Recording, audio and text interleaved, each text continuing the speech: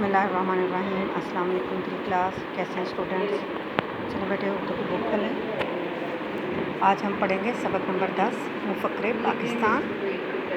मुफ़क्किर पाकिस्तान से ज़हन में कौन सा आता है, कौन सी शख्सियत आती है आपके? ये देखें, उनकी तस्वीर भी बनी हुई है। कौन सी शख्सियत है? अल्लामा मोहम्मद इकबाल, जिन्होंने पाकिस्तान की फ़िक्र की, जिनके पाकिस्तान का तसव्वुर पेश किया था। पाकिस्तान बनाने के बारे में पहली सोच इन्हीं की थी। ठीक है, तो चलें इनके अहम अल्फाज पढ़ते हैं। कौन से? सलीका शार, बुलंदबख्ती, अफजाइश, वलवला, नज़रिया। चलिए रीडिंग का आगाज़ करते हैं। अल्लामा मोहम्मद इकबाल रहमतुल्लाह अलैह 9 नवंबर 1877 को सियालकोट में पैदा हुए। कहाँ पैदा हुए? सियालकोट में। कौन सी तारीख पैदाइश इनकी? 9 नवंबर 1877। ठीक है। इकबाल के वालिद शेख नूर मोहम्मद एक दीनदार आदमी थे।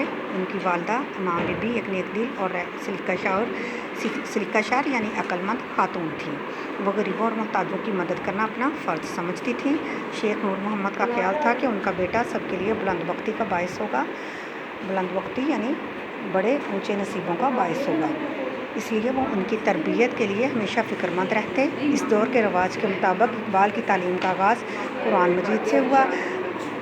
इकबाल हम समझबूझ और जहानत में अपने हम उम्र बच्चों से कहीं आगे थे, यानी जो उनकी उम्र के बच्चे थे उनकी निस्बत उनकी जहानत, उनकी समझ, उनकी अक्लमंदी कुछ ज़्यादा थी। 5 वर्ष की उम्र में स्कॉच मिशन हाई स्कूल में दाखिला लिया। वहाँ आपने प्राइमरी और मैट्रिक में वज़ाइफ हासिल किए, यानी लायक तरीन बच्चे थे जिन्होंने प्राइमरी और मैट्रिक में जो लायक बच्चे होते हैं उन्हें वजीफ़े दिए जाते हैं स्कूल की तरफ से, गवर्नमेंट की तरफ से, हुकूमत की तरफ से, तो उनको वजीफ़े मिले थे।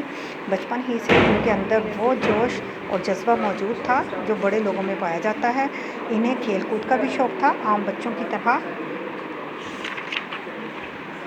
शरारतें भी करते थे, हाजिर जवाब भी थे, यानी वो यही नहीं थे कि पढ़ते थे, शरारतें भी करते थे, खेलते कूदते भी थे, लेकिन समझदारी अपनी जगह। ठीक है, हाजिर जवाब भी थे। शेख नूर मोहम्मद ये सब देखते मगर मना ना करते, क्योंकि वो जानते थे शेख नूर मोहम्मद कौन थे? अल्लामा इकबाल के वालिद साहब। ठीक है, कि ये सब इंसानी जिस्म और दिमाग के लिए बेहद ज़रूरी और मुफीद है। मैट्रिक के बाद इंटरमीडिएट की तालीम भी, मैट्रिक के बाद इंटरमीडिएट की तालीम कौन सी होती है? एफ़ ए तक की जो तालीम होती है। इकबाल ने स्कॉच मिशन कॉलेज से हासिल की और मज़ीद तालीम के लिए, यानी और मज़ीद जो आगे बाकी तालीम थी उसके लिए कहाँ चले गए? लाहौर आ गए, जहाँ गवर्नमेंट कॉलेज में BA में दाखिला लिया। 1897 में इकबाल ने BA का इम्तहान पास किया और अरबी में अव्वल आने पर तलाई तमगा भी हासिल किया, यानी वो प्राइमरी और मैट्रिक में भी वजीफ़े लेते थे। और फिर उन्होंने BA का इम्तहान जो है और अरबी में उन्होंने अच्छे नंबर लिए थे। एक मज़मून था उनका अरबी का, उसमें उनको तलाई तमगा वहाँ पे भी उनको मिला। ठीक है, MA के लिए आपने फ़लसफ़े के मज़मून का इंतखाब किया।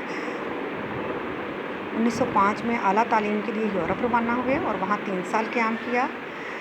बाकी जो उन्होंने अपनी तालीम थी वहाँ उसको हासिल करने के लिए कहाँ गए? यूरोप गए। ठीक है, और वहाँ 3 साल क़याम किया। आपने इंग्लिस्तान से बार एट लॉ और जर्मनी से PhD की डिग्री हासिल की। चलिए बेटे, आज का हमारा जो है यहाँ तक है और इंशाल्लाह बाकी का जो है नेक्स्ट डे करेंगे। जो मैंने आपको जैसी रीडिंग करवाई है आपने 2-3 दफ़ा इसको अपनी इसकी दोहराई करनी है। जो लफ्ज़ मैंने आपको उनके मीनिंग बताए हैं वो साथ के साथ आपने याद करने हैं। ओके जी, अल्लाह हाफ़िज़।